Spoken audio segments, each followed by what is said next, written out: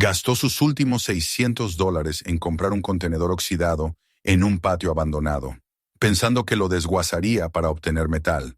Pero cuando abrió las puertas y vio lo que había dentro, se le heló el corazón. Suscríbete al canal y cuéntanos en los comentarios desde dónde nos ves. El amanecer llegó gris y denso sobre Ironfield, una ciudad que parecía respirar a través del polvo.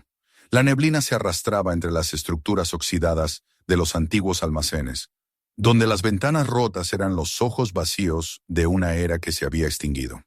Samuel Brown estaba sentado en el asiento del conductor de su vieja camioneta Chevy, inmóvil, con las manos entrelazadas sobre el volante.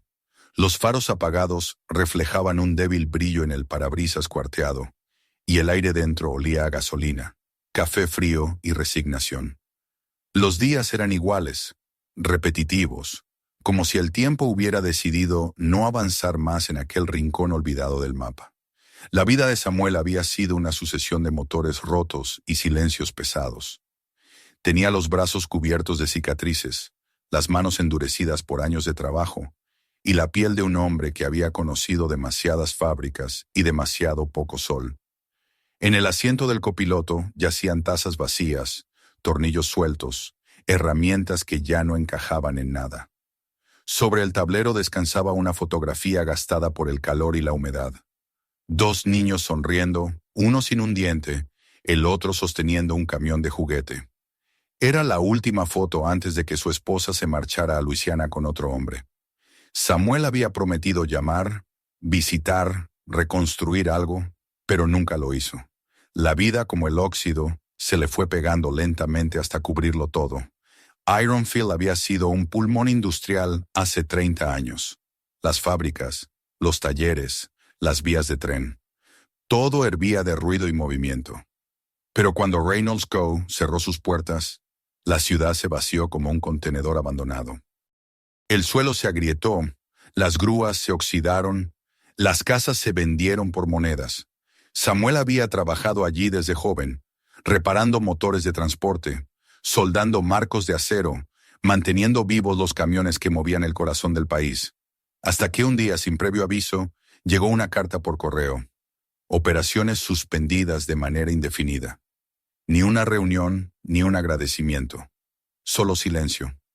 Ese día los hombres que habían dedicado sus vidas a mantener el acero respirando se miraron unos a otros sin palabras, como si de pronto todos hubieran envejecido 20 años. Desde entonces, Samuel sobrevivía recogiendo chatarra, reparando motores viejos, viviendo en su camioneta o durmiendo en el pequeño taller que había improvisado detrás de un almacén abandonado. Los vecinos lo conocían como Scrap Sam, el viejo que olía a aceite y soledad. Había aprendido a no esperar nada de nadie. Su único lujo era un café tibio en la gasolinera y una radio que solo sintonizaba estática. Pero incluso dentro de esa rutina descolorida, aún le quedaba una chispa de algo que no había podido matar del todo. La obstinación, esa terquedad silenciosa que había heredado de su padre. El mismo hombre que una vez le dijo: «Un hombre puede perderlo todo, hijo, pero si deja de creer que puede arreglar algo, ya está muerto». Aquella mañana, mientras el reloj del tablero marcaba las 6:12 y el tren silbaba a lo lejos, Samuel decidió levantarse de su asiento y buscar cualquier cosa que lo mantuviera ocupado. Caminó hasta el pequeño cibercafé frente a la estación de autobuses. Era un lugar decadente, con computadoras viejas, paredes amarillentas y un grupo de adolescentes jugando ruidosamente en una esquina. Samuel se sentó frente a un monitor cubierto de polvo y encendió el navegador. Su costumbre era revisar subastas en línea de herramientas usadas o piezas de motor que pudiera revender. Pero ese día, mientras navegaba sin rumbo, un anuncio captó su atención. Lote 47DB. Contenedor marítimo. Contenido desconocido. Se vende tal cual. Ubicación: Ironfield Storage Yard. El anuncio apenas tenía una fotografía borrosa. Se veía una caja metálica, oxidada, semienterrada entre hierba y escombros. Nadie había hecho una oferta. El precio inicial, $600. Samuel se quedó inmóvil frente a la pantalla, el cursor parpadeando sobre el botón «Pujar». $600. Era todo lo que tenía después de vender su último lote de alternadores viejos, su reserva, su fondo para emergencias. Pero ¿qué era una emergencia si no la vida misma en la que estaba atrapado? Se quedó observando el anuncio durante minutos que parecieron horas. Contenido desconocido. La frase tenía un peso casi simbólico. Lo desconocido significaba posibilidad, y la posibilidad, aunque fuera mínima, era algo que no había sentido en años. Tal vez el contenedor tuviera piezas de valor o maquinaria que pudiera vender. Tal vez estuviera vacío, o tal vez, simplemente, necesitaba creer que todavía quedaba algo por descubrir. Esa noche, el sonido de la lluvia golpeando el techo de la camioneta lo mantuvo despierto. Cada gota parecía un pensamiento que caía sin detenerse.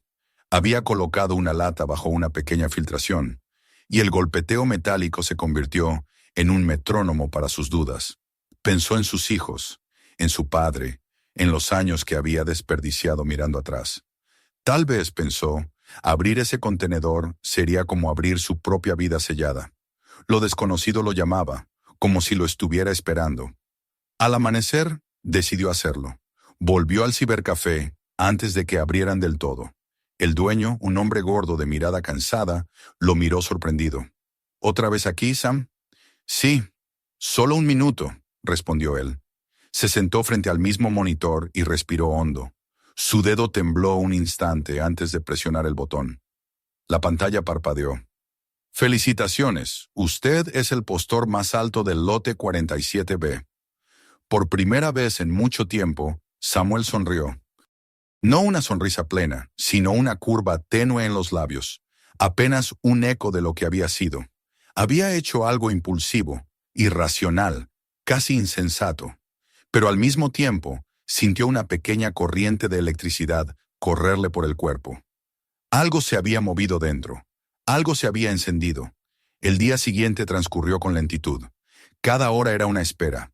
Revisó el correo electrónico una y otra vez, hasta que finalmente llegó el mensaje de confirmación. Pago recibido. Entrega programada para mañana. Entonces fue al cajero automático frente a la gasolinera y retiró su último dinero. La pantalla le devolvió una cifra en ceros.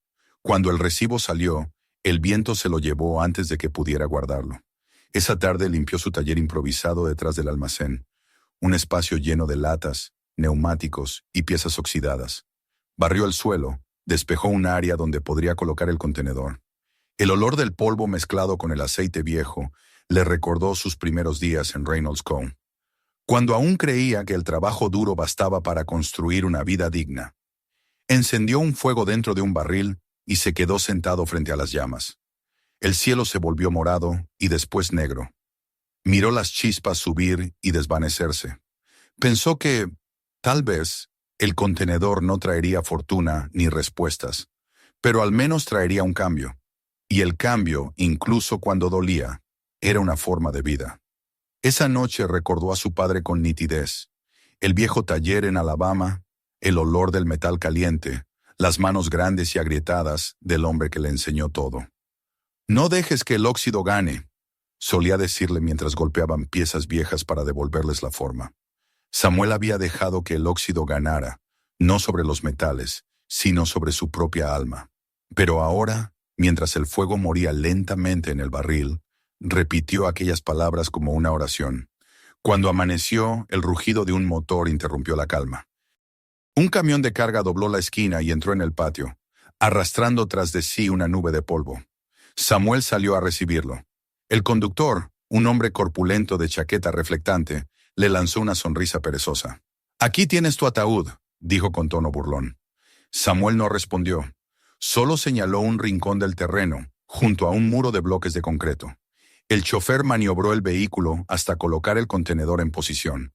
Cuando la plataforma se inclinó, el metal chocó contra el suelo con un estruendo sordo. Un eco profundo recorrió el patio, como si el pasado hubiera respirado. El contenedor era más grande de lo que había imaginado. 20 pies de largo, cubierto de óxido que se extendía como venas secas sobre la pintura rojiza. En un costado, apenas visible entre la mugre, estaban grabados los números 47B. Las cifras parecían quemadas, como si alguien hubiera intentado borrarlas con fuego. Samuel pasó la mano por encima, sintiendo la aspereza del metal. El conductor firmó un papel, subió a su camión y se marchó sin mirar atrás. De pronto, el silencio. Solo el viento silbando entre los edificios y el murmullo distante del tren. Samuel se quedó de pie frente al contenedor, con las manos en los bolsillos. Durante un largo momento no se movió. Aquella masa de acero parecía viva, un corazón dormido bajo la piel oxidada. Algo dentro de él le decía que aquel no era un hallazgo cualquiera. Entró al taller y sacó sus herramientas. Conectó la amoladora, cuyo zumbido rompió la quietud como un grito. Las chispas volaron al rozar el candado, y el aire se llenó de olor a metal quemado. El ruido retumbaba entre las paredes, pero a él no le importó. Sudaba bajo la chaqueta, concentrado, casi febril. Tardó 20 minutos en cortar el cierre. Cuando finalmente cayó al suelo, el eco del golpe fue seguido de un silencio absoluto. Samuel apagó la herramienta. Solo se oía su respiración. Apretó las manos sobre las manijas del portón y tiró. Nada. Intentó de nuevo. Las bisagras se resistieron, gimiendo con un sonido largo y profundo, como si protestaran por ser despertadas. Empujó con el hombro y poco a poco, el metal cedió. Un chorro de aire viejo salió de golpe, cargado de polvo, aceite y algo más. Algo dulce, como el olor de las cosas que se han podrido en silencio. Samuel retrocedió un paso. Esperó. Dentro no se movía nada. Dio un paso adelante y empujó la puerta un poco más. La luz del amanecer se coló por la rendija, cortando la oscuridad como un cuchillo. Y entonces lo vio. Bajo una lona cubierta de manchas y telarañas, había una forma grande, sólida. La lona estaba asegurada con herramientas oxidadas, dispuestas de manera demasiado ordenada para pertenecer a un simple vertedero. Samuel avanzó despacio. El suelo crujía bajo sus botas. Tomó una esquina de la lona y tiró. Una nube de polvo lo envolvió. Cuando el polvo se disipó, el corazón se le detuvo por un instante. Frente a él estaba un camión de transporte, un modelo viejo, probablemente de finales de los 70. El chasis, aunque cubierto de óxido, estaba intacto. Y en el costado de la puerta, casi borrado pero aún visible, el logotipo que conocía mejor que su propio nombre. Reynolds Co. Transport. Samuel sintió que el aire le faltaba. Su respiración se volvió lenta, pesada. Aquel camión no era solo una máquina. Era el fantasma de su vida anterior, un pedazo congelado del tiempo en que todo tenía sentido. Las letras del logotipo parecían mirarlo con ironía. No era posible. No después de tantos años. Apoyó la mano sobre el metal frío. El tacto le devolvió un escalofrío. Detrás de él, la puerta del contenedor seguía abierta, dejando que la luz temblara sobre la carrocería del camión. Por primera vez en mucho tiempo, Samuel no pensó en el dinero, ni en la supervivencia, ni en los días que quedaban. Pensó solo en lo que había encontrado, en lo que significaba. Se dio cuenta de que, sin entender cómo ni por qué, había abierto algo más que un contenedor. Había abierto el pasado, y el pasado, como el óxido, nunca deja de expandirse. La luz que había entrado con timidez en el contenedor terminó de asentarse en el polvo, y Samuel, con los ojos entrecerrados y la respiración contenida, se encontró a solas con el camión como quien se queda frente a una tumba abierta, sin saber qué nombre espera leer en la lápida. El silencio tenía una cualidad extraña allí dentro, antigua y densa, como si hubiera estado pactado de antemano por los tornillos, los remaches y la lona, que descolgada a medias, aún rozaba la llanta delantera.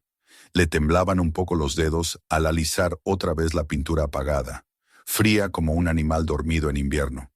El logotipo de Reynolds Co. Transport estaba tan erosionado que parecía haber sido escrito con sal en un vidrio de playa, pero seguía siendo legible, terco, incapaz de desaparecer del todo.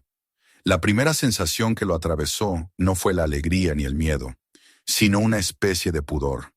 El pudor de quien ha irrumpido en un cuarto que no era suyo, y aún así, reconoce hasta el olor de la madera. Forzó el encendido de su linterna y apuntó la luz hacia el interior de la cabina. El cristal del parabrisas estaba entero, apenas opalino por la edad. Los limpiaparabrisas, largamente inmóviles, parecían cejas endurecidas por el polvo. Abrió la puerta con un tirón medido, como se abre un libro en una página que se teme encontrar. El chirrido fue un lamento breve, una queja de bisagras que habían conservado su secreto durante décadas. El asiento del conductor lo esperaba con las grietas exactas que deja el sol sobre el cuero de una silla vieja. Sin embargo, no había roedores, ni nidos, ni despojos de abandono. Todo, de un modo absurdo, estaba demasiado en su sitio. La palanca de cambios, con su esfera ennegrecida, tenía un brillo discreto como la frente de un hombre que acaba de salir de una iglesia. La guantera estaba cerrada. El tablero mostraba agujas detenidas en una hora sin fecha. Samuel apoyó la mano en el volante y se vio reflejado, pequeño y disperso, en el círculo metálico del emblema central. Por un instante, no supo si lo que sentía era gratitud o vértigo. Tardó en desengancharse de la cabina, porque cada gesto le parecía una profanación. Entre la fiebre y la ternura extrajo, con cuidado de cirujano, el primer cajón del lado del copiloto y halló un cuaderno de tapas oleosas, un registro de mantenimiento con páginas pautadas por columnas para fechas, kilómetros, firmas, observaciones y códigos de ruta. Las letras, ejecutadas con la precisión práctica de oficina, estaban inclinadas hacia la derecha, delatando prisa más que cuidado. Las primeras páginas hablaban de cambios de aceite, calibraciones de frenos, reemplazos de filtros. Las últimas horas, sin embargo, tenían un aire de teatro preparado, como si la tinta quisiera ocultar en su sobriedad el peso de lo que no decía. Cuando llegó al final, encontró, aislada, una fecha de marzo de 1987 con un kilometraje insultantemente bajo para un camión de transporte. Abajo, una firma, R. Coleman. Se le helaron las sienes, y la mano con que sostenía el cuaderno adquirió la rigidez de una tenaza. Dejó el registro sobre sus piernas y volvió a leer el nombre que había odiado sin saberlo durante tantos años. Vio el perfil de un hombre alto con camisa blanca y corbata azul grisáceo, los zapatos lustrados capaces de reflejar los techos de la nave, el gesto ceremonioso de quien tiene a mano siempre una palabra de orden y una despedida disfrazada de mérito. Recordó su voz desde lo alto de una tarima improvisada la semana anterior al cierre. Somos una familia, estamos construyendo futuro. Recordó la carta lacónica con el sello oficial y las cifras que se borraban como tiza ante los ojos de un jornalero. Recordó sobre todo el día en que ya no hubo sirena de entrada ni café comunitario, ni manos engrasadas saludándose con el chasquido breve de la confianza. Todo eso estaba ahora contenido, como embalsamado, dentro de la cubierta opaca de aquel camión. Y la firma, esa firma de líneas seguras y final, que volvía al renglón en un trazo firme, había sobrevivido para volver a mirarlo a la cara después de 3 décadas. En la esquina interna de la guantera, pegada con una cinta amarilla cuyos bordes se habían vuelto polvo, encontró una llave pequeña, de bronce apagado, marcada con un número de 2 dígitos, 09. Era del tamaño de una moneda gorda, con un diente breve y simétrico que sugería un cierre específico, casi íntimo. La sostuvo bajo la linterna y notó el relieve del 09, no grabado con láser sino marcado a presión, con la levísima deformación de los viejos punzones. Si pertenecía al camión, no encajaría en el arranque. Si pertenecía a un panel oculto, tendría que buscarlo con paciencia. Apretó el borde con el pulgar, como tanteando un talismán temprano, y volvió a guardarla en el bolsillo interior de la chaqueta, donde su peso comenzó a calentarle el costado como un rescoldo. Reanudó la exploración con un método que reconocía como suyo. Primero lo visible, después lo accesible, al final lo improbable. Levantó la lona por completo y rodeó el camión como si lo estuviera escoltando. En la plataforma vio huellas de neumático impresas en el piso, pero no múltiples. Parecía que el camión había entrado y no había vuelto a salir. En un rincón, una caja de herramientas alineada con una exactitud que rayaba en el ritual. Dentro, llaves inglesas envueltas en papel aceitado, abrazaderas, tornillos todavía protegidos por bolsas de celofán, un alicate cuyo muelle funcionó al primer intento con el mismo chasquido limpio de una puerta nueva. Nada de eso pertenecía al azar. Más al fondo, en una pila de cajas marcadas con plantillas descoloridas, encontró lo que no esperaba. Una serie de expedientes de envío con membrete de Reynolds Co. organizados por rutas con un sello repetido en el renglón de descripción de carga. Industrial Waste. La caligrafía cambiaba de un formulario a otro, pero la columna de destinos se repetía con monótona geometría. Houston, Baton Rouge, Chicago. La cifra de peso, sin embargo, era anormal, demasiado alta para residuos industriales que suelen viajar en volúmenes desiguales y nunca justifican constancia semanal de varias toneladas. Había números que no cerraban, y donde no cierran los números, a menudo hay manos empujando para que parezcan rectos. Se sentó sobre una de las cajas con los expedientes abiertos en abanico sobre las rodillas, y empezó a leer los pie de página, allí donde el descuido administrativo acostumbra a escribir la verdad. Había siglas de compañías que le sonaban conocidas por otros motivos, nombres opacos que en su época, rumor mediante, habían aparecido vinculados a contratos de suministros del gobierno. No eran rutas locales de chatarra, no eran restos de maquinaria ni tornillos sin vida volviendo de una desmantelación. Eran movimientos regulares con la pinta de un sistema. Reparó en las anotaciones hechas a mano en los márgenes, pequeños triángulos al lado de números de lote, circunferencias sobre siglas con flechas que unían una hoja con otra como si el papel, por su cuenta, quisiera contar una historia sin atreverse a ser voz. Se detuvo cuando encontró el mismo nombre por tercera vez. R. Coleman, de nuevo, no ya como supervisor de mantenimiento, sino como aprobación de despacho. No era normal. Alguien con su cargo no firmaba aquella línea si no tenía motivos para intervenir en un órgano que para las apariencias funcionaba en automático. El sudor le bajó por el cuello a pesar del frío que reinaba dentro del contenedor. Se apartó un mechón de polvo de las pestañas y volvió a ponerse en pie, guiándose por la linterna hacia el lado derecho de la cabina, donde la plancha de metal debajo del asiento, vista desde un ángulo sesgado, delataba una ligera sombra distinta. Metió las manos y tanteó los bordes. Sus dedos chocaron con una superficie lisa y luego con una leve hendidura rectangular. Probó con la uña, encontró resistencia.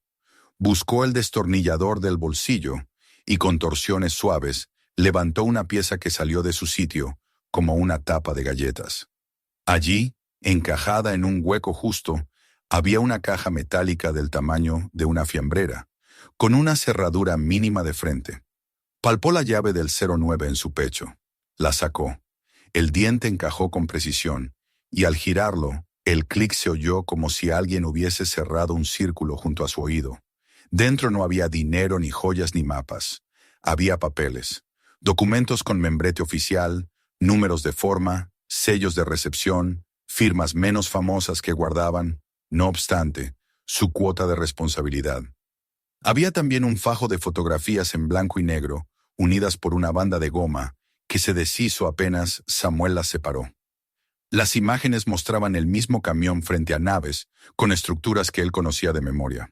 Los pórticos del patio de Ironfield, las torres bajas de luz, el perímetro de vallas con un desigual trenzado de alambre. En algunas, obreros con mono y gorra, en otras, hombres de traje. En una, a la derecha, atravesando el fondo a media altura, la silueta inconfundible de Coleman, con una carpeta bajo el brazo, la cabeza girada como quien da una instrucción. ¿Qué hacía el director de operaciones posando junto a un camión destinado, supuestamente, a transportar basura industrial?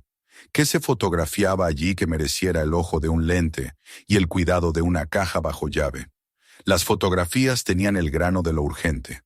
Distancias mal calculadas, encuadres torcidos, rostros a medio caer fuera de foco. Eran documentos sin intención artística, más cerca del testimonio apresurado que del archivo corporativo. Sin fecha impresa, algunas mostraban, no obstante, huellas de tiempo. Un calendario alejado en la pared con un 87 subrayado, una insignia en la solapa que la empresa había dejado de usar en su última campaña interna. En el borde de una de ellas, un cuadradito de papel que alguien había pegado en su momento para tapar una matrícula. La pegatina se había levantado con los años y dejaba ver la intención de ocultar, más el fracaso de ese intento. A medida que encadenaba papel con papel, fotografía con firma, la sensación que lo había acompañado desde que levantó la lona comenzó a adquirir textura. No era como había temido al principio, el pánico pueril ante una sorpresa. Tampoco la alegría infantil del hallazgo. Era la gravitación de una verdad que no pedía permiso para caer con todo su peso. Lo que tenía entre las manos no era solo un camión oculto en un contenedor, ni el misterio de un objeto sin dueño. Era la forma material de una voluntad de ocultamiento, un mecanismo de desaparición cuidadosamente ensamblado por alguien que, sin duda, sabía perfectamente cuánto daño podía causar la luz sobre lo que había decidido enterrar. Y si hacía falta enterrar, entonces lo que llevaba dentro valía infinitamente más que todas las piezas reunidas de la chatarra del patio. Samuel dejó la caja abierta y con movimientos más lentos regresó al manto largo de lona. La extendió por completo, casi como si quisiera ofrecerle al camión una manta de respeto mientras pensaba. La tarde había avanzado sin que él lo notara, y un filo frío empezó a trepar por los intersticios del contenedor. Salió al patio para recuperar el termo y se quedó un momento con la vista clavada en el cielo. Era de ese gris que no termina de decidirse por la lluvia, un tono de metal pulido que le recordaba los capós que quedaban listos para salir a ruta, brillantes solo por la esperanza con que los miraban quienes dependían de ellos. Se encendió un cigarrillo, un gesto que había abandonado por puro cansancio y al que volvió por inercia, y lo dejó consumirse casi sin fumarlo. Todo alrededor parecía haberse plegado para darle sitio a esa encrucijada. Pensó en llamar a alguien, pero ¿a quién? El nombre de la vieja redacción del Gazette cruzó su mente como una sombra sin consistencia. Aún no. No mientras el material necesitara su mano para ponerse en orden. Volvió a entrar con la determinación de un artesano. En su examen anterior había tomado nota de los destinos y de las cantidades. Ahora miró con minucia los códigos del lote y las iniciales al pie. Detectó, repetida con insistencia, la combinación de 3 letras que había visto en los listados de proveedores del ministerio en los 80, cuando los chismosos de la planta, siempre mejor informados que los jefes, se deleitaban en tejer conspiraciones que él, entonces, apenas escuchaba. Había un hilo. No era todavía una soga para arrastrar a nadie al estrado, pero sí lo bastante grueso como para tirar de él, sin miedo a romperlo en la primera tracción. Pensó en Jamal, en Carl, en la veintena de nombres que, si uno se concentraba, todavía alumbraban el aire de la nave de mantenimiento, y sintió la punzada amarga de quien descubre, demasiado tarde, que no estaba loco cuando intuía que los números de su despido no eran números de mala suerte, sino de cálculo. Se atrevió entonces a un gesto que había evitado. Abrió la puerta trasera del camión, apoyó la linterna en la boca del compartimento y subió por el parachoques con la torpeza ritual de quien sube al escenario por primera vez. El interior, más que vacío, era silencioso. No había marcas de cajas recientes, ni cintas, ni precintos rotos. El piso de madera tenía las cicatrices de carga y descarga de un pasado de trabajo, pero también algo que, a esas alturas del día, Samuel ya identificaba. Tenía limpieza. No limpieza de empresa, sino limpieza de borrado. Como si alguien hubiera pasado por allí con el mismo celo con que se limpia una escena que no puede permitirse testigos. Pasó la mano por la tabla. Sintió, diminuto, incrustado en una astilla, un fragmento de etiqueta. Lo despegó con paciencia. Las letras, descoloridas, alcanzaban para formar DEF. No escribió el resto en voz alta, pero supo que se trataba de una palabra que, en su línea de trabajo, nunca se asociaba a desechos. Cerró la compuerta con un cuidado reverencial y bajó. Las horas se le fueron en ese ir y venir entre papeles y metáforas. El camión, que a primera vista había sido un objeto, ahora se había convertido en un personaje. Y no uno menor, sino el tipo de presencia que lleva el hilo de una historia sin decir una sola palabra. La clase de testigo que no se contradice porque, sencillamente, no habla.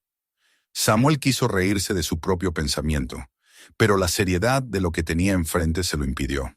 Hizo un inventario mental de todo lo visto y tocado, ordenó en su libreta los números esenciales, apuntó, bajo la precisión tosca de sus dedos, el 09 de la llave, los destinos repetidos, las iniciales constantes, el registro con fecha imposible, y la afirma que hacía años dormía sin saberlo en su bronca. Cuando levantó la vista, ya no era de día. Encendió el barril con madera de palés y se sentó frente al fuego. La noche, todavía sin luna, dejaba a Ironfield con el aspecto espectral que había aprendido de memoria. Sombras de grúas, perfiles de almacenes, supersticiones del viento, colándose por huecos que uno no recordaba haber visto de día.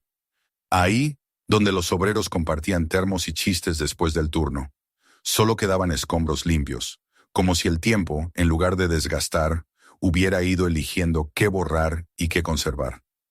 Samuel se dejó llevar por los recuerdos que, a esa altura, no eran caprichos sino músculos.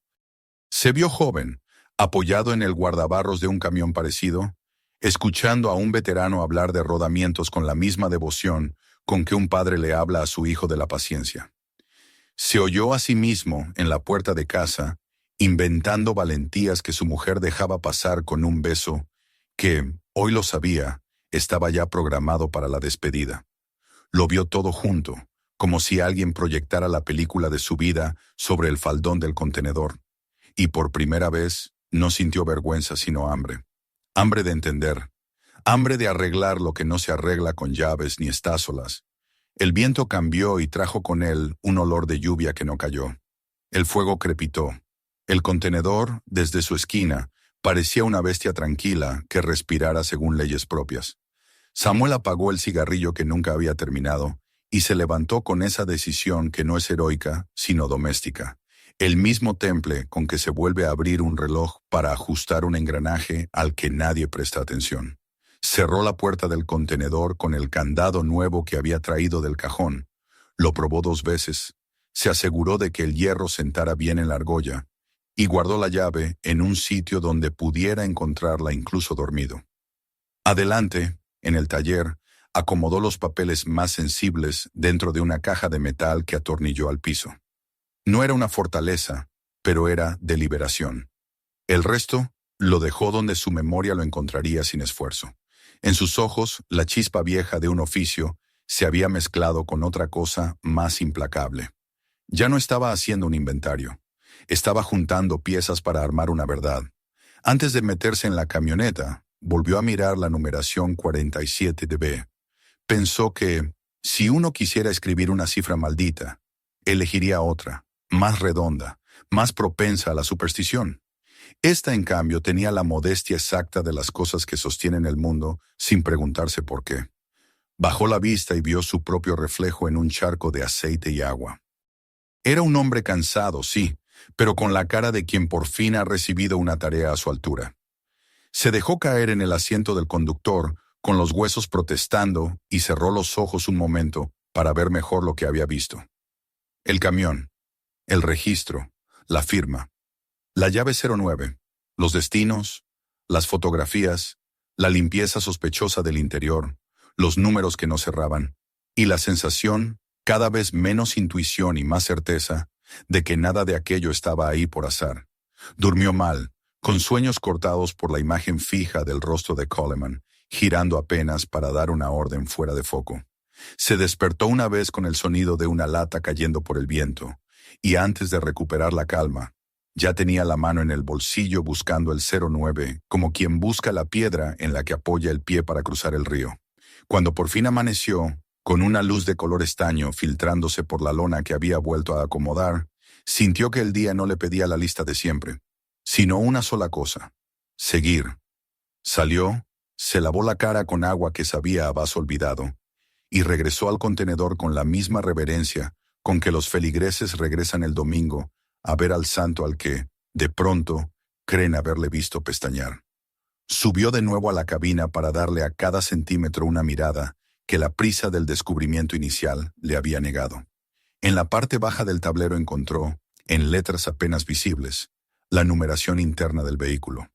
La anotó, comprobó que la chapa del motor seguía sellada, pasó los dedos por el borde de la carcasa y corroboró que nadie había abierto aquello en años. Si el camión había sido usado durante su exilio, había sido usado por fantasmas. Miró por la ventanilla hacia el patio y tuvo esa clase de pensamientos que no son frases, sino decisiones. No vendería nada. No tocaría el motor con intención de devolverlo a ruta. No desmontaría piezas para sacar un dinero fácil. La tentación era obvia. La caja, la chatarra, los repuestos. Pero entendió que el valor del camión ya no estaba en sus partes, sino en su silencio. Era un testimonio y, como todo testimonio, merecía permanecer intacto hasta que dijera lo que tenía que decir. La tarde decidió tirar una cuerda de luz sobre el contenedor y Samuel la interpretó como una invitación. Sacó la libreta y, en letra más clara de la que solía usar para sus encargos, redactó un esquema de lo encontrado. Fechas, rutas, firmas, fotografías, llaves, compartimentos, huellas visibles y ausencias notorias. Ordenó el conjunto con una lógica que había aprendido del despiece y del armado. Primero los tornillos grandes, luego los pequeños, por último los pernos que nadie ve. Al terminar, no sintió orgullo, pero sí una clase de alivio bíblico. El alivio de quien se ha estado preparando en secreto para una tarea sin saber que todas las demás solo eran entrenamiento. Miró alrededor y escuchó, con una nitidez dolorosa, el eco de voces que ya no existían. A Jamal pidiendo tiempo extra en el torno. A Carl contando un chiste malísimo entre dos bocados de sándwich. A él mismo, joven, jurando que su ciudad no se tragaría el óxido. Se echó a reír, esta vez de verdad, por la ironía. Y el risa duró poco, porque detrás venía otra cosa que apretaba mejor que la risa el pecho. La convicción de que ese camión no había sido guardado para que alguien lo vendiera por partes. Había sido guardado para que alguien, un día cualquiera, lo encontrara. Apagó el fuego del barril, cerró el taller con 2 vueltas de llave y dio un último vistazo al contenedor antes de retirarse a la camioneta. En el aire, la fragancia antigua del aceite, del caucho y de la madera formaba una oración que no necesitaba palabras. Samuel se inclinó un poco, como hacen los hombres frente a las máquinas, por pura educación, y murmuró algo que ni siquiera estaba seguro de haber dicho en voz alta. «Quizá no te encontré yo», dijo para sí. «Quizá fuiste tú quien me encontró a mí». Y se fue a dormir con esa línea, dándole vueltas como una tuerca, que de tan bien apretada, ya no hace ruido, pero sostiene. El amanecer se filtró entre las nubes bajas, con un tono plomizo, y Samuel abrió los ojos antes de que el primer tren del día pasara a lo lejos, como si el sonido del hierro sobre hierro lo arrancara de un sueño del que nunca terminaba de despertar. En la camioneta hacía frío. Las ventanillas empañadas y el olor a combustible viejo le recordaban que seguía vivo solo por costumbre. Se incorporó lentamente, con los músculos protestando, y miró hacia el contenedor. El 47TB se recortaba en la penumbra, silencioso, igual que un animal de acero que vigilara algo que no quería ser despertado. No había dormido bien desde que lo encontró. Algo en el aire del taller había cambiado desde entonces, como si cada sombra llevara una pregunta sin responder. Encendió el termo con manos torpes, bebió un trago de café rancio y cruzó el patio. El candado nuevo colgaba de la puerta del contenedor, intacto. Lo abrió y apenas levantó las hojas metálicas, una ráfaga de aire viciado le golpeó el rostro. Dentro, el camión seguía allí, inmóvil, pero ya no lo miraba con la misma fascinación. Ahora lo observaba como a un testigo mudo que escondía demasiadas verdades. Tomó la linterna, la encendió y subió otra vez a la cabina. El olor a aceite y cuero seco era más fuerte, mezclado con algo metálico, casi eléctrico. Sabía que no debía tocar nada, pero su curiosidad tenía la fuerza de un impulso primitivo. Volvió a abrir la guantera donde había encontrado el registro y la llave, y de nuevo se quedó mirando la firma de R. Coleman, trazada con aquella seguridad arrogante que recordaba también. Durante años había intentado olvidar a ese hombre, pero ahora su nombre volvía con una nitidez insoportable. Empezó a revisar los papeles del compartimento oculto, los mismos que había ordenado la noche anterior. Los colocó sobre una mesa improvisada, iluminados por una lámpara colgante. Las hojas parecían vivas bajo aquella luz sucia. Había sellos, fechas, firmas, números de lote, nombres de ciudades. A medida que los leía, algo dentro de él se tensaba. Los documentos hablaban de envíos de residuos industriales, pero las cifras no coincidían. Los volúmenes eran demasiado altos, los destinos demasiado variados. los tiempos de entrega imposibles para un solo vehículo. Era una red de rutas que no tenía sentido, a menos que se tratara de algo más. Pasó las páginas una a una hasta que encontró una hoja con su propio nombre. No podía creerlo. Allí estaba su firma, fechada en abril de 1987, autorizando el envío de un lote completo de material clasificado para eliminación segura. Pero él nunca había firmado aquello. Recordó su letra, la presión del bolígrafo, la inclinación de los trazos. Aquella no era su caligrafía. Era una falsificación burda, hecha por alguien que conocía lo suficiente para imitar, pero no para engañar por completo. Su nombre había sido usado como escudo. Sintió un calor repentino en el pecho. Cerró los ojos y recordó el día en que lo despidieron. Nadie lo llamó, nadie le pidió explicaciones. Simplemente llegó una carta, seca y fría, acusándolo de irregularidades en el control de inventario. Lo habían señalado como el responsable de pérdidas millonarias, y nunca pudo defenderse. Había pensado que era un error administrativo, un castigo injusto del destino. Pero ahora, con aquellas hojas delante, comprendía que no fue un error. Había sido un sacrificio. Lo habían usado. Su nombre había servido para ocultar la última transacción de un negocio sucio que ahora dormía dentro de ese contenedor. El enojo le recorrió la garganta con un sabor a hierro. Se levantó, caminó de un lado a otro del taller, respirando con dificultad. En su cabeza se agolpaban imágenes del pasado, los compañeros con los que compartió almuerzos, las risas en el taller, la promesa de Coleman de que la compañía siempre cuidaría de los suyos. Todo había sido una farsa. Se detuvo frente al camión y golpeó el capó con el puño cerrado. El eco metálico se extendió por el patio como un grito contenido. «¡Me destruiste la vida!», murmuró entre dientes, y por un instante le pareció que el vehículo, con su silencio, le daba la razón. Necesitaba pensar, ordenar el caos. Tomó asiento frente a los papeles y los volvió a clasificar. En una de las carpetas más viejas encontró una carta interna de Reynolds Co., dirigida a un departamento de control logístico especial. El remitente era un nombre que nunca había oído. East Bridge Consolidated. Había sellos oficiales, pero algo en el diseño le resultó sospechoso.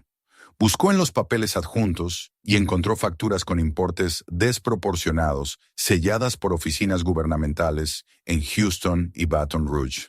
Había números de contrato y códigos de autorización que coincidían con los que se usaban en proyectos militares. Todo estaba allí, escondido durante años, esperando que alguien lo abriera. Se dio cuenta de que lo que había descubierto no era solo un caso de corrupción industrial, era algo más grande. Reynolds Co. había transportado materiales para el gobierno, probablemente residuos o componentes de defensa, y alguien dentro de la empresa había manipulado los registros para desviar fondos.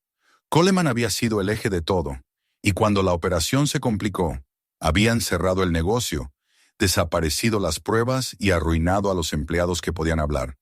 El contenedor 47DB no era una casualidad. Era una tumba metálica, un cementerio de secretos. La noche llegó temprano y con ella la primera decisión. No podía quedarse callado. Si esos documentos eran reales, debía mostrarlos. ¿Pero a quién? Pensó en los viejos compañeros, en los pocos que quedaban en la ciudad. Ninguno se atrevería a hablar. Todos temían a los nombres grandes, a los hombres de traje que manejaban los bancos y las leyes. Encendió su radio de mano, buscando alguna frecuencia local. La estática llenó el aire, hasta que una voz familiar emergió brevemente. La de Doyle Merritt, editor del Ironfield Gazette, un periódico que apenas sobrevivía con anuncios de talleres y funerarias. Doyle había sido un viejo conocido. Solía pasar por la fábrica para cubrir noticias, cuando aún había algo que contar. Samuel pensó que, quizás, él podría escucharle. A la mañana siguiente, fue hasta el centro del pueblo. El edificio del Gazette estaba igual que todo lo demás en Ironfield. Viejo, inclinado, con el cartel medio caído. Doyle estaba detrás del mostrador, con una taza de café y un cigarrillo apagado entre los dedos. Al ver a Samuel, arqueó una ceja. «Vaya, si no es el fantasma del taller», dijo con una media sonrisa. Samuel le devolvió la mirada con seriedad. «Necesito hablar contigo, Doyle. Es importante». El editor lo condujo a su pequeña oficina. El ventilador del techo chirriaba con cada vuelta. Samuel colocó sobre el escritorio las carpetas, una tras otra. Doyle observó los documentos con interés primero, con desconcierto después.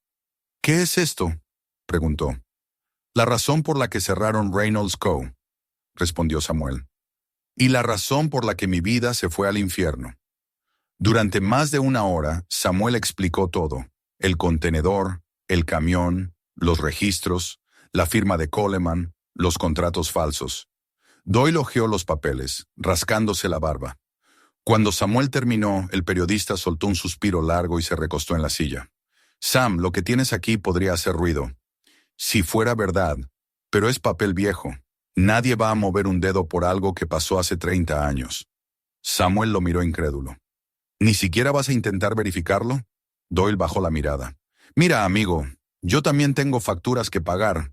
Coleman es senador ahora. ¿Sabes lo que significa eso? Si publico algo sin pruebas nuevas, me hunde. Y a ti también». Hubo un silencio incómodo. Samuel recogió lentamente sus papeles, los guardó en la carpeta y se levantó sin decir palabra. Antes de salir, Doyle añadió, en un tono casi paternal: «A veces es mejor dejar que los muertos sigan enterrados». El aire afuera estaba cargado de humedad. Samuel caminó sin rumbo, con los papeles apretados bajo el brazo. La rabia lo cegaba. No entendía cómo el miedo podía ser tan fuerte incluso después de tantos años. Cruzó la avenida vacía, pasó frente a lo que antes fue la cafetería de los obreros y se detuvo frente a la verja oxidada del antiguo taller. Miró el horizonte, los silos vacíos, los techos colapsados, los restos de una vida que había sido robada. Si nadie quería escuchar, lo haría solo. Podría enviar las copias a otros medios, buscar a alguien fuera del estado, tal vez a un periodista que no le debiera favores a los poderosos. La idea lo mantuvo en pie. Volvió al taller y pasó la noche escaneando los documentos con un viejo escáner portátil, archivando todo en un pendrive. No sabía exactamente qué haría con ello, pero por primera vez en años sentía un propósito que iba más allá de sobrevivir. A medianoche, mientras organizaba las carpetas, oyó algo afuera, un sonido leve, metálico, diferente al del viento. Apagó la luz, contuvo la respiración. Desde la rendija de la ventana vio un reflejo fugaz, las luces de un coche que se detenían frente al taller. El motor siguió encendido unos segundos y luego se apagó. No vio a nadie, pero escuchó pasos sobre la grava. Un clic, el leve sonido de una puerta abriéndose, y después silencio. Tomó una llave inglesa del banco de trabajo y esperó. Los pasos se acercaron al contenedor. Entonces oyó el chirrido del metal. Alguien intentaba abrirlo. Se movió sin hacer ruido, salió por la puerta lateral y vio dos figuras recortadas por la luz de la luna. Una de ellas sostenía una linterna, la otra forzaba el candado. ¡Eh!, gritó Samuel, y los intrusos se giraron de golpe. Uno lanzó la linterna hacia él y corrieron hacia el coche. Samuel apenas alcanzó a ver la matrícula antes de que arrancaran y desaparecieran entre el polvo. Se acercó al contenedor. El candado estaba roto y una de las puertas entreabierta. Encendió su linterna. Dentro, las cajas que había apilado con tanto cuidado estaban desordenadas. Faltaban carpetas, hojas sueltas. La caja metálica donde guardaba algunos originales estaba vacía. Se quedó quieto un momento, escuchando el sonido de su propia respiración. No quedaba duda. Lo habían seguido. Alguien sabía que había encontrado el contenedor y ahora sabían que había hablado con alguien. Cerró los ojos intentando contener la desesperación. No podía llamar a la policía. Lo tomarían por loco o, peor aún, por culpable. Se sentó en el suelo, con la espalda contra la pared del contenedor, y dejó que el silencio volviera a ocuparlo todo. El amanecer lo encontró aún allí, rodeado de papeles revueltos y polvo. Revisó lo que quedaba. Algunas copias estaban intactas, otras rasgadas. El pendrive seguía en su bolsillo. Eso era lo más importante. Lo había guardado instintivamente antes de dormir. Aquello era su salvación. Se levantó, tambaleante, y miró el camión por última vez. El logotipo de Reynolds Co. brillaba débilmente con la primera luz del sol. «No me van a callar», dijo en voz baja. Su voz resonó en el interior vacío como una promesa. Afuera, el viento se llevó el eco por los pasillos de hierro del viejo taller. No sabía cómo, ni cuándo, ni con quién, pero la verdad que había encontrado ya no podría volver a ser enterrada. El amanecer llegó silencioso, sin pájaros, sin el rumor de los trenes. Solo el viento arrastraba el polvo por el patio, golpeando suavemente contra las chapas del contenedor. Samuel no había dormido. Llevaba toda la noche sentado junto al camión, observando la puerta abierta y los restos del candado roto. Cada tanto se levantaba, revisaba las cajas, volvía a contar los documentos. Faltaban varias carpetas, las más recientes, las que mencionaban directamente a Coleman y a las empresas asociadas. No le quedaba duda, los hombres que habían venido sabían exactamente lo que buscaban. No habían tocado nada más. No robaron herramientas, no forzaron la camioneta, no se llevaron dinero. Solo los papeles, los que podían destruir carreras o rescatar vidas del olvido. El cansancio se mezclaba con la rabia. Por un instante pensó en prender fuego al contenedor, borrar todo rastro, como habían hecho ellos durante años. Pero algo dentro de él, más fuerte que el miedo, le impidió hacerlo. Si destruía lo que quedaba, sería como rendirse a la misma sombra que los había protegido tanto tiempo. Y si lo habían seguido, significaba que su hallazgo era real, que Coleman aún temía que alguien hablara.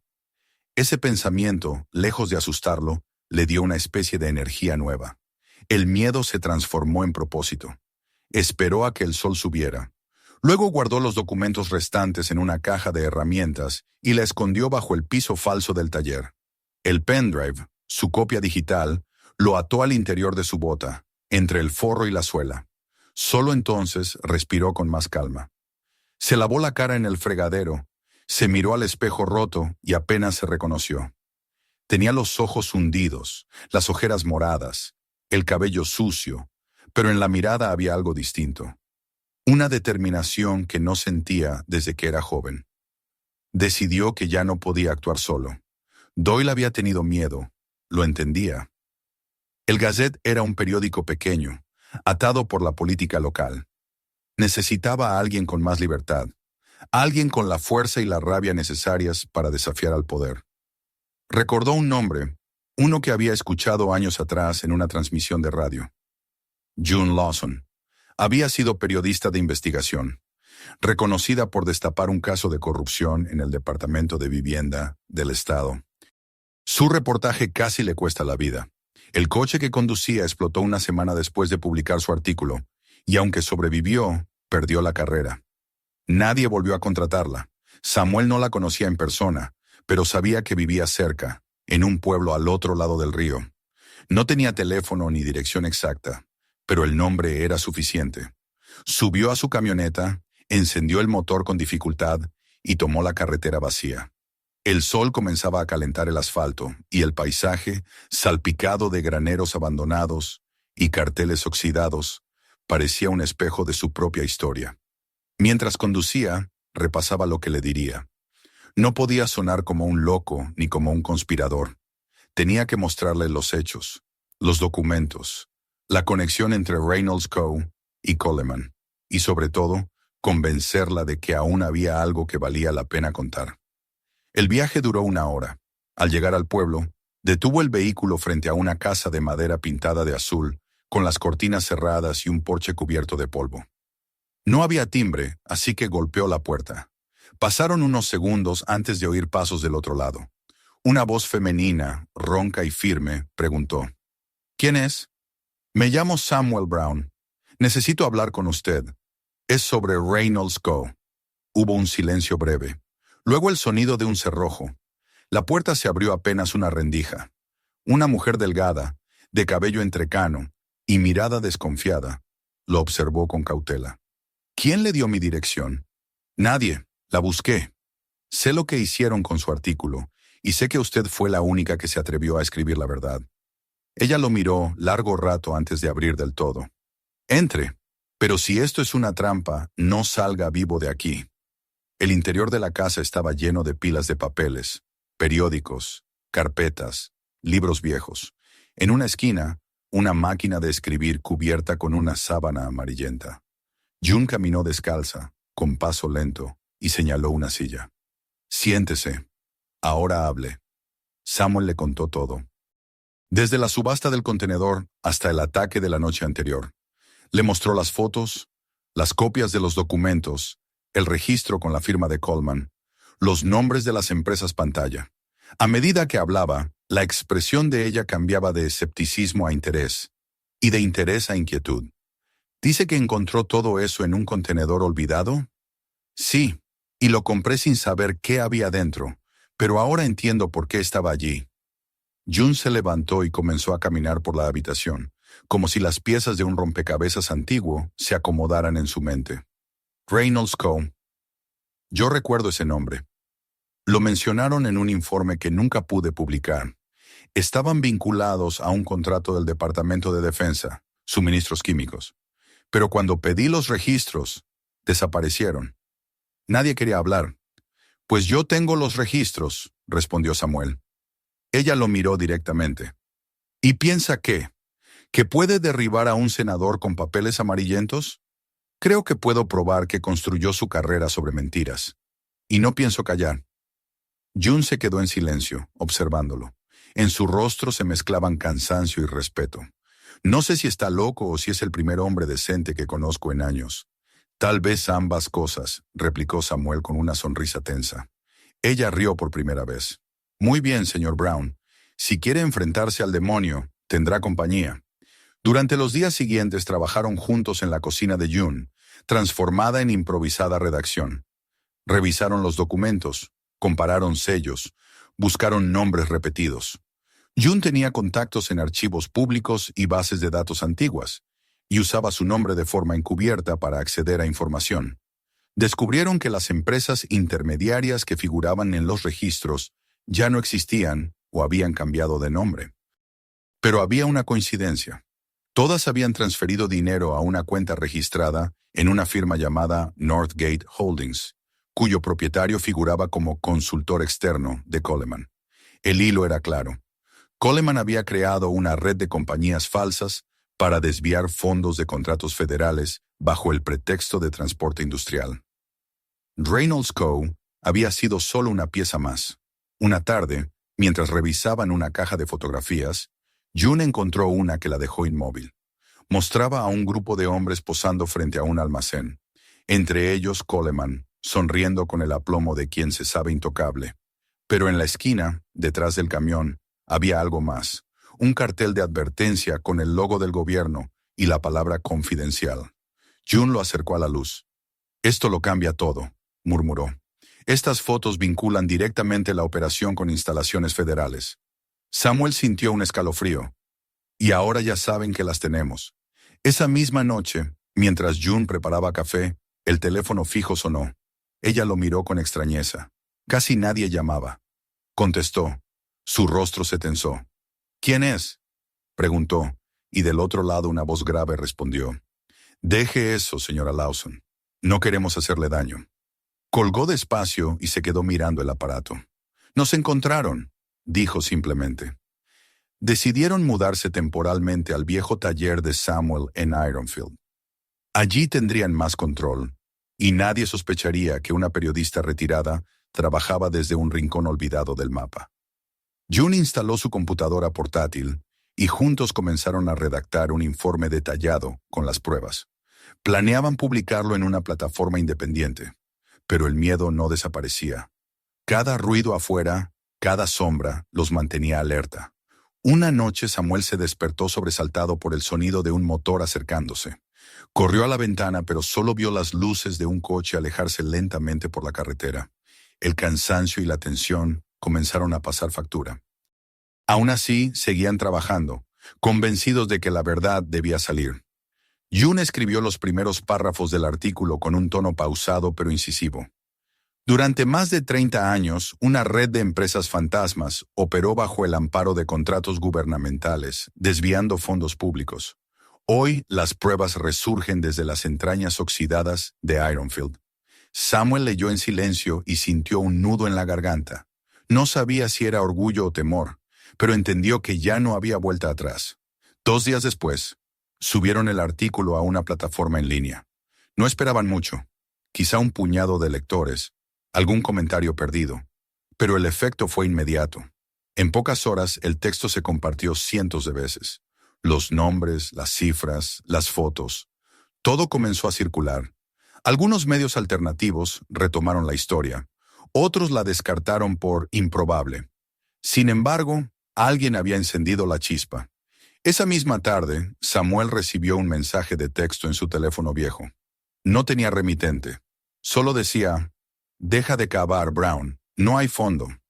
Lo mostró a June, y ella asintió con calma. Eso significa que sí hay fondo y que estamos cerca. Pero el precio no tardó en llegar.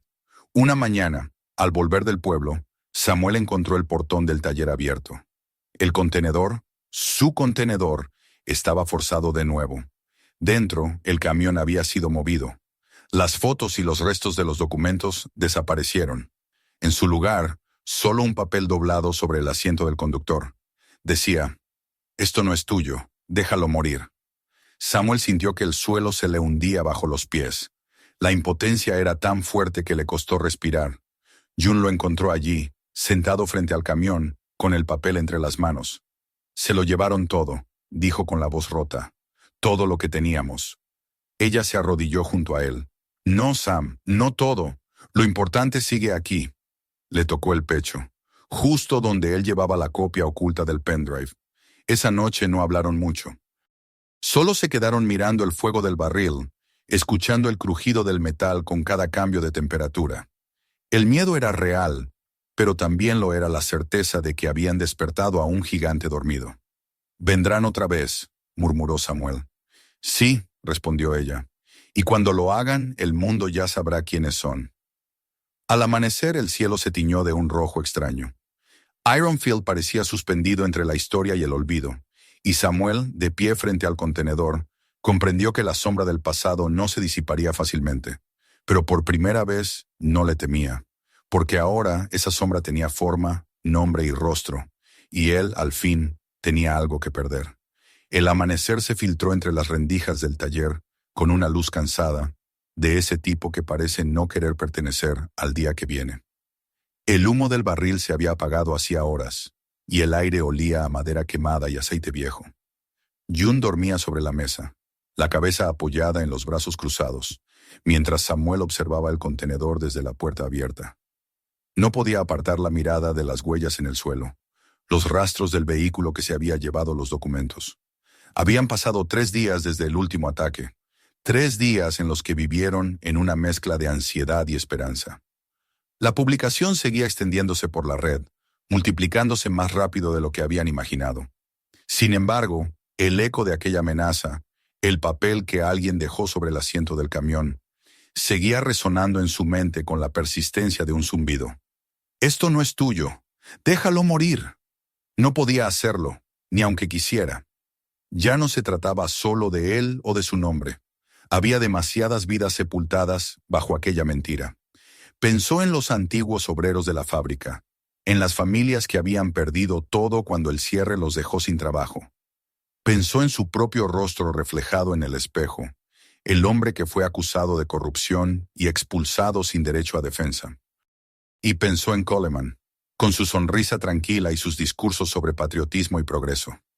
Era el tipo de hombre que aprendía a mentir con elegancia, el que sabía convertir el crimen en virtud ante una cámara. El sonido del teléfono viejo interrumpió sus pensamientos. Era June, que lo miraba desde la mesa con los ojos aún somnolientos. ¿Vas a contestar? Samuel dudó. El aparato seguía sonando, una campanilla insistente. Finalmente descolgó. «¿Brown?», preguntó una voz masculina. «Sí, ¿quién habla?» «Soy Eric Howard, periodista de The Chronicle. He leído su historia. Necesito hablar con usted. Tenemos motivos para creer que lo que publicó es real, pero necesitamos pruebas». Samuel miró a June, que ya estaba de pie, alerta. «No por teléfono. Dígame dónde». La reunión se organizó esa misma tarde, en un café de las afueras, lejos de Ironfield. Llegaron en la vieja camioneta, sin hablar durante el trayecto. June llevaba una carpeta con las copias que quedaban y un par de fotografías. Samuel conducía en silencio, atento a los espejos, convencido de que lo seguían. Pero la carretera estaba vacía, solo campos amarillos y graneros derrumbados. Al llegar, reconocieron a Eric de inmediato. Un hombre joven, delgado, con el aspecto de alguien que vive más entre pantallas que entre personas. Les estrechó la mano y los invitó a sentarse. Su historia es peligrosa, pero poderosa, comenzó. Coleman ha hecho todo lo posible por silenciar a quien lo mencione, incluso dentro de Washington. Pero si esto es cierto, hay una grieta en su imperio. June abrió la carpeta y colocó los documentos sobre la mesa. Esto es lo que tenemos: las rutas, las firmas, las transferencias, y un archivo digital con lo que nos queda. Eric hojeó los papeles con rapidez. Su mirada se detenía en las fechas, en los nombres, en las cifras. Si lo verificamos, esto puede ser el escándalo más grande desde el caso Clearbridge. Pero necesitamos una confirmación adicional, algo que enlace directamente a Coleman con las transacciones. Samuel lo interrumpió con voz baja. Había una caja en el camión, con registros bancarios. Se la llevaron hace unos días. El periodista lo miró con seriedad. Entonces alguien sabe que ustedes existen. Y no solo eso, agregó June. Sabe que no vamos a parar. Decidieron compartir la información digital y dar testimonio bajo condición de anonimato. Eric prometió investigar por su cuenta, contrastar datos, contactar con antiguos empleados de la compañía. Durante la siguiente semana, los mensajes se sucedieron. Cada día traía una nueva confirmación. Los documentos eran auténticos. Los nombres coincidían con personal que había trabajado en contratos federales. Los pagos a Northgate Holdings estaban registrados en archivos financieros. Lo que empezó como un rumor de Internet se transformó en una historia nacional. The Chronicle publicó el reportaje completo con el título El imperio de los residuos. Cómo un senador construyó su fortuna con contratos fantasmas. El impacto fue inmediato. Los medios de todo el país replicaron la noticia. En cuestión de horas, el nombre de Coleman era tendencia, acompañado de palabras como fraude, desvío de fondos, encubrimiento. Las imágenes del contenedor, el camión y las copias de los documentos llenaron las pantallas. La historia de Samuel Brown, el mecánico despedido que descubrió la verdad entre el óxido y el polvo, se volvió símbolo de justicia tardía. Pero junto con la fama llegó el peligro. La primera amenaza fue una llamada sin voz. Luego, una camioneta negra estacionada frente al taller 2 noches seguidas. June insistió en mudarse temporalmente, pero Samuel se negó. Si corro ahora, es como aceptar que tienen poder sobre mí. Sin embargo, no dormía. Cada ruido lo hacía levantarse, cada sombra le parecía una figura que se movía. Al tercer día, la policía local se presentó sin aviso. 2 oficiales tocaron la puerta del taller. ¿Samuel Brown? Sí. Tenemos una orden de registro. Dicen que aquí se guarda material sustraído de propiedad privada. Samuel rió sin humor. Claro, ahora resulta que los ladrones somos nosotros. No se resistió. Los agentes revisaron el contenedor, la camioneta, el taller. No encontraron nada. Antes de irse, uno de ellos, el más joven, se inclinó hacia él y murmuró: Tenga cuidado, señor Brown. Hay órdenes que vienen de más arriba. El miedo regresó, pero con él también la convicción. Lo que antes era una lucha personal se había vuelto una causa pública. Manifestantes comenzaron a reunirse frente al edificio estatal exigiendo explicaciones. Otros trabajadores jubilados de Reynolds Co. hablaron por primera vez, confirmando las irregularidades, recordando los despidos, los rumores de los camiones que salían de noche. Algunos mencionaron también a Coleman, entonces un joven ejecutivo que ascendía con una velocidad sospechosa.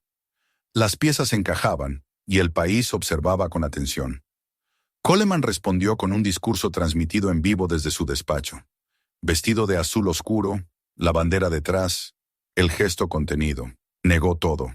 Dijo que era víctima de una campaña de desinformación orquestada por enemigos políticos. Acusó a los medios de destruir su reputación con mentiras. Nombró a Samuel directamente, llamándolo un hombre perturbado que busca venganza por su fracaso personal. Las palabras lo hirieron, pero no lo detuvieron.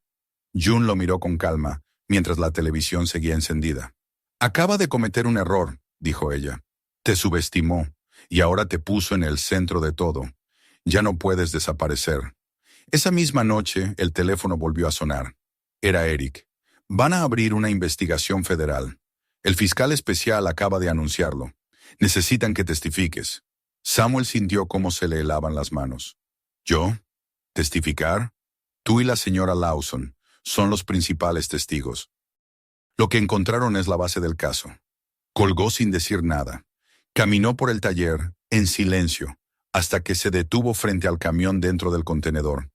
Pasó la mano sobre la puerta, sobre las letras casi borradas del logotipo. Nunca pensé que volverías a andar, viejo amigo, murmuró, y sin moverte. El día de la audiencia fue gris. En la entrada del Tribunal Federal se agolpaban periodistas, cámaras, curiosos. June caminaba a su lado, seria, con un abrigo oscuro. Samuel sentía el peso de las miradas, el murmullo de los reporteros. Al entrar, lo recibió una funcionaria con voz cortés y manos firmes. Durante horas respondieron preguntas, mostraron copias, explicaron cómo habían encontrado el contenedor, cómo se habían filtrado los documentos, cómo Coleman había manipulado todo un sistema para enriquecerse. Cuando salieron, la tarde estaba cayendo. Un periodista se acercó con el micrófono extendido. «Señor Brown, ¿espera justicia?» Samuel lo pensó unos segundos antes de responder. «No espero nada, pero merecemos la verdad». La noticia dominó los titulares durante semanas. El Senado suspendió a Coleman mientras durara la investigación. Se filtraron nuevas pruebas, testigos que confirmaban el uso de fondos públicos para empresas ficticias. Lo que había empezado con un contenedor oxidado terminó en las portadas nacionales. June recibió una invitación para hablar en una conferencia sobre periodismo y ética. Samuel la acompañó, sentado al fondo del auditorio, escuchando cómo ella contaba la historia sin adornos, sin heroicidad. Cuando el público la aplaudió, él bajó la cabeza y sintió algo parecido a la paz. Pero no todos estaban satisfechos. Una noche, mientras regresaba al taller, encontró la puerta abierta y el interior revuelto. No faltaba nada de valor, salvo el pendrive donde guardaba los archivos originales. Se lo habían llevado. No quedaba ninguna copia. La sensación de vacío lo paralizó. Sabía lo que eso significaba. El mensaje era claro. Podían quitarle todo cuando quisieran. June llegó poco después. Al verlo sentado entre los restos del desorden, comprendió lo sucedido. Se arrodilló junto a él. «Ya no importa, Sam. El mundo lo vio. Ya no pueden enterrarlo». Él levantó la mirada. «Pero pueden enterrarnos a nosotros». Ella sonrió con un cansancio sereno. «Entonces moriremos sabiendo que dijimos la verdad». Las semanas siguientes fueron una mezcla de caos y silencio. Coleman renunció oficialmente, alegando problemas de salud. No fue arrestado, pero su carrera política terminó. Los medios siguieron el caso un tiempo más, hasta que otras noticias ocuparon los titulares. La atención pública se desvió, como siempre. Sin embargo, algo había cambiado. En Ironfield, algunos de los antiguos trabajadores se acercaban a Samuel, le estrechaban la mano, le decían gracias. La ciudad, poco a poco, despertaba de su letargo. Una tarde, mientras el sol se ponía detrás de los almacenes abandonados, June llegó con una botella de vino barato. «Por el final de una historia», dijo. Samuel sirvió 2 vasos y levantó el suyo. «Por los que nunca tuvieron voz». Brindaron en silencio. Afuera, el contenedor seguía allí, inmóvil, cubierto de polvo, pero ya no parecía una tumba. Era un testigo. Una cicatriz de acero que había sobrevivido al tiempo y a la mentira. Cuando la noche los envolvió, Samuel salió al patio. Miró el cielo, lleno de estrellas apagadas por la contaminación lejana, y respiró hondo. El aire aún olía a óxido, pero también a algo más, a renacimiento. Se acercó al contenedor, pasó la mano por la superficie y susurró: «Descansa, ya contaste tu historia». La brisa movió suavemente las hojas secas del suelo. Por primera vez en décadas, Ironfield parecía en paz. El invierno llegó a Ironfield sin aviso, como una marea silenciosa que se lleva lo que queda sin pedir permiso. El aire se volvió más pesado, los amaneceres más lentos, y la fábrica abandonada, con sus esqueletos de hierro, parecía hundirse en su propio silencio. Samuel lo notaba en todo, en el modo en que el viento silbaba entre las rendijas del taller, en el frío que calaba hasta los huesos, en el humo que salía de su boca cada vez que hablaba solo. Desde el día en que Coleman cayó, el pueblo había recuperado un poco de su voz, pero él, en cambio, parecía haberla perdido. No por miedo, sino por agotamiento. Había gastado todas sus fuerzas en una batalla que, aunque ganada, le había dejado cicatrices invisibles. June seguía en contacto, viajando a menudo para dar charlas sobre la investigación. Su rostro empezaba a aparecer en artículos sobre periodismo independiente, mientras él permanecía en su taller, como si no supiera qué hacer con el silencio que vino después del ruido. Habían prometido volver a reunirse cuando todo se calmara, pero los días pasaban y los mensajes se volvían breves. Están reabriendo el caso de los contratos. Tal vez haya más implicados, escribió una tarde. Ten cuidado. Él respondió con un simple, lo estaré. No sabía mentir, pero tampoco quería preocuparla. El contenedor seguía en su lugar, cerrado con un candado nuevo que brillaba bajo la escarcha. Ya no contenía secretos ni papeles, pero para Samuel seguía siendo una presencia viva, una especie de altar. A veces, cuando no podía dormir, se sentaba frente a él con una linterna y recordaba cada momento de aquel hallazgo. El olor del óxido, el crujido del metal al abrirse, la primera vez que vio el logotipo de Reynolds Co. Era extraño cómo el pasado podía seguir respirando, incluso cuando uno pensaba haberlo enterrado.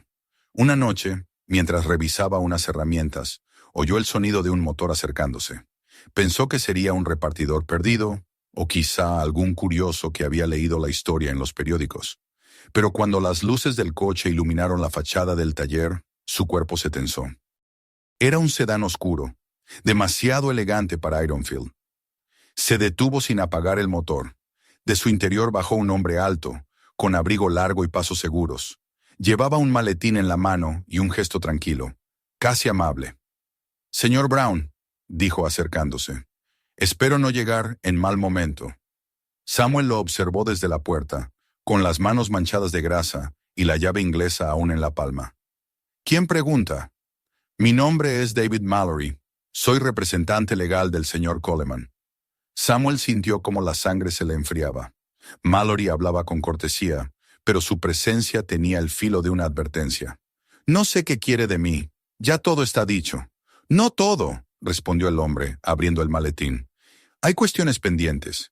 Mi cliente desea evitar prolongar este asunto. Está dispuesto a ofrecerle una compensación a cambio de su silencio definitivo». Dejó sobre la mesa un sobre grueso. Samuel no lo tocó. «No me debe dinero. Me debe 30 años». «Lo entiendo», dijo Mallory sin alterar el tono.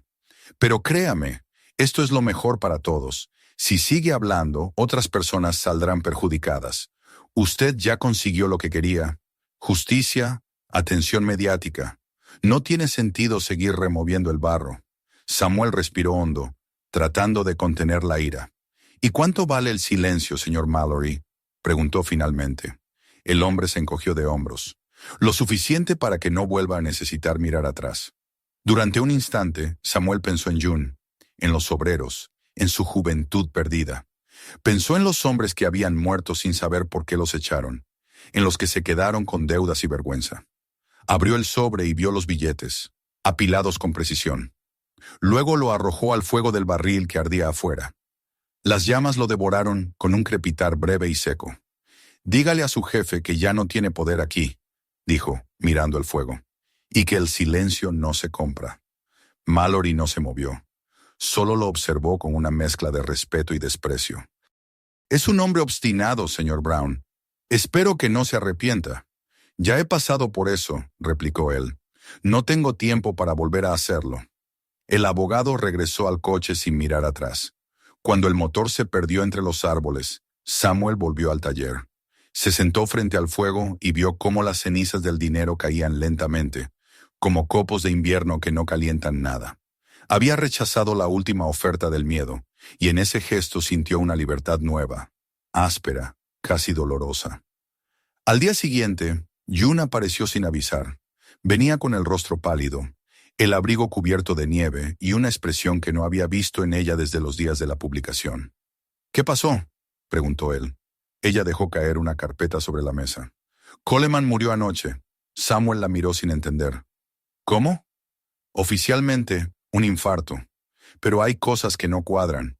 El cuerpo fue hallado en su casa de campo, sin escoltas, sin rastros de pelea. Casi parece demasiado limpio. Él guardó silencio. El eco de aquellas palabras llenó el taller como un murmullo de hierro viejo. ¿Crees que alguien? Empezó a decir, pero June lo interrumpió. Creo que alguien decidió cerrar el último capítulo antes de que se abriera otro. Y creo que tú eres parte de esa historia, aunque no quieras serlo. Se sentaron un rato, mirando la carpeta sin abrir. Dentro había recortes de periódicos, reportes médicos, declaraciones oficiales. June la empujó hacia él. No te pedí que pelearas, Sam, pero ya lo hiciste, y si no contamos el final, alguien más lo hará por nosotros. Él asintió lentamente. Entonces habrá que escribirlo, pero a nuestra manera. Durante semanas trabajaron juntos una vez más. Revisaron los documentos que quedaban, reconstruyeron la cronología, cruzaron testimonios. June escribió con una calma meticulosa, como quien diseña un epitafio que no puede ser borrado. El nuevo artículo no era una denuncia, sino un cierre. Narraba la historia completa: el descubrimiento del contenedor, el hallazgo del camión, las amenazas, la caída de Coleman y su muerte en circunstancias dudosas. Cuando lo terminaron, lo leyeron en voz alta bajo la luz amarilla de la lámpara. Era un texto sobrio, sin adornos, lleno de verdad. ¿Y si esta vez no quieren publicarlo?, preguntó Samuel. Entonces lo publicaremos nosotros, respondió June. En este mundo ya no hace falta permiso para decir la verdad. Lo hicieron. El artículo apareció una mañana en línea, sin firma, solo con un título: El eco del acero. Las reacciones fueron más intensas que nunca. Algunos lo consideraron una pieza de justicia poética, otros una provocación. Pero lo que nadie pudo negar fue que cerraba un ciclo. Coleman se convirtió en símbolo de una era podrida, y el nombre de Samuel Brown, aunque él nunca lo buscó, quedó ligado para siempre a la idea de redención. Con el tiempo, el interés mediático se apagó. June se mudó al norte, cerca de su hija, prometiendo volver cuando el frío cediera. Samuel se quedó solo en Ironfield, cuidando del taller, del contenedor y de su memoria. Empezó a reparar maquinaria antigua por encargo, más por costumbre que por necesidad. A veces los hijos de los antiguos obreros venían a escucharlo contar la historia del camión, y él la narraba con serenidad, sin dramatismos. No fue valentía, decía. Fue cansancio. Hay un punto en que uno se cansa de tener miedo. Las noches eran largas pero tranquilas. En ocasiones encendía el fuego del barril y hablaba con el contenedor, como si el acero pudiera responderle. Le contaba lo que había cambiado en el pueblo, los nuevos negocios, los niños jugando donde antes solo había polvo. Todo esto empezó contigo, le decía, y el eco del viento en el metal sonaba como un suspiro. Una madrugada, mientras el cielo clareaba sobre las naves oxidadas, Samuel sintió que por fin podía descansar. Cerró la puerta del taller, dejó la linterna sobre la mesa y salió al patio. El sol nacía detrás de las ruinas de Reynolds Cove, iluminando los cristales rotos como si fueran diamantes. Sonrió. Ya no había miedo, ni rencor. Solo una calma inmensa, el tipo de silencio que se gana con el tiempo y el dolor. Se detuvo frente al contenedor y apoyó la mano sobre el metal frío. «Gracias», murmuró, «por no callarte». Luego se alejó despacio, mientras la luz del amanecer se extendía sobre Ironfield. Detrás de él, el contenedor permaneció en su sitio, firme, sereno, como si custodiara el último secreto de un mundo que, al fin, había aprendido a escuchar. Suscríbete al canal y no te pierdas los próximos videos. Mira también los anteriores y comparte este video con tus amigos para que más personas conozcan esta historia.